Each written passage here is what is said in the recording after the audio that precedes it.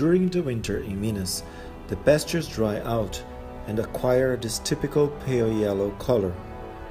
As Minas traditionally is a state rich in livestock, most of hills around are used as pastures, and the whole landscape is dressed with the green of trees that don't suffer much with the drought and cold, and the pale yellow of the dried grass. Nevertheless, the cows look healthy as their diet has been supplemented with freshly cut sugarcane and some corn that has been stored to feed them during the winter.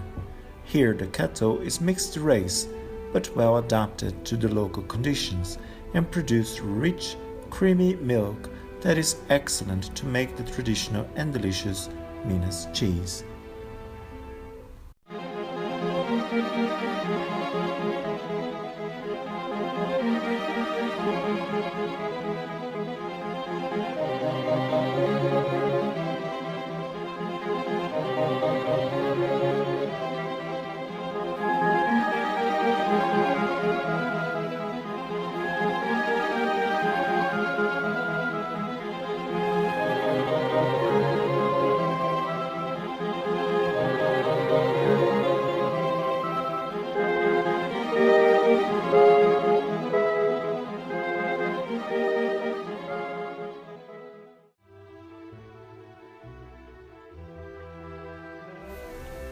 A good quality Minas cheese starts with good quality milk.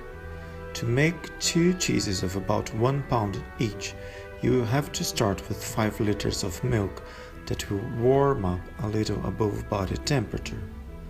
Also warm a half of a cup of water at the same temperature, and add about 5 milliliters of chymosin. Chymosin is the enzyme that will curdle the milk. Mix the dissolved chymosin to the milk while stirring well with a wooden spoon to homogenize. Let it sit for about 1 hour at room temperature. After this time, the milk will be turned into curd, and it is time to cut it into vertical and horizontal lines to promote the production of whey.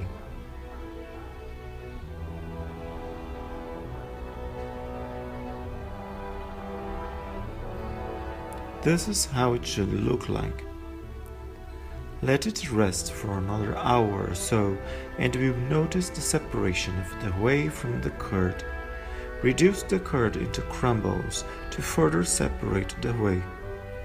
The process is optimized if you warm the mixture again at around 40 degrees.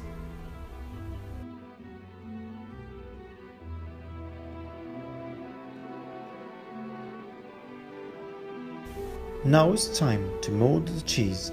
I use plastic molds that come with little holes that add to drain the whey from the cheese.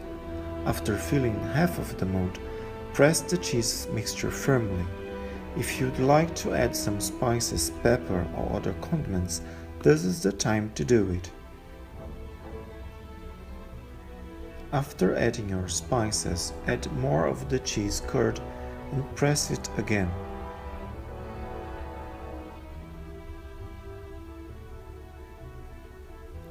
Put the cheese molds into a tray or any other place that can collect the drained whey and add salt.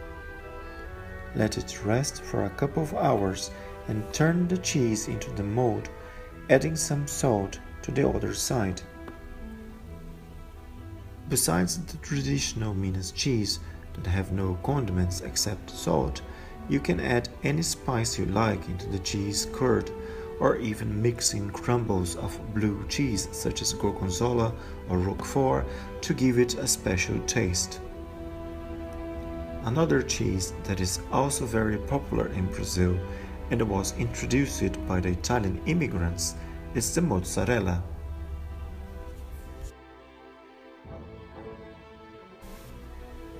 Prepare the curd for the mozzarella the same way you did for the Minas cheese.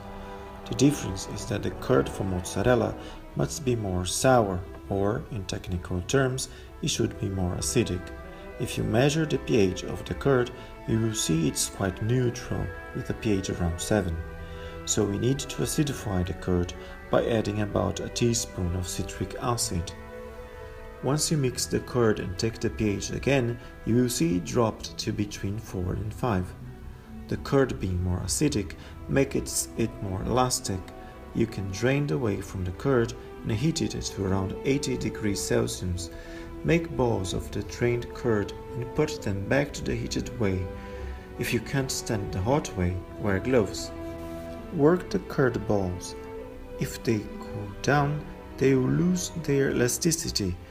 Put them back into the hot whey and work with them again when they are hot enough. In the beginning, it is a bit difficult, but the cheese dough becomes more and more elastic as you work with it, always pressing from the outside to the inside.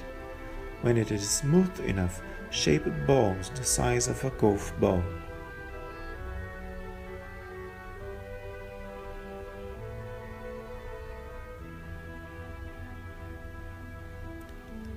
Put the molded balls into a salty water, that is about 1 tablespoon of salt to 2 cups of water.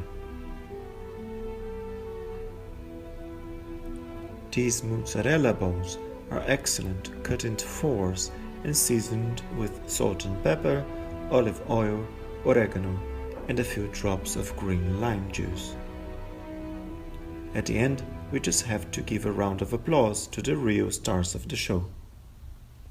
Uh-oh.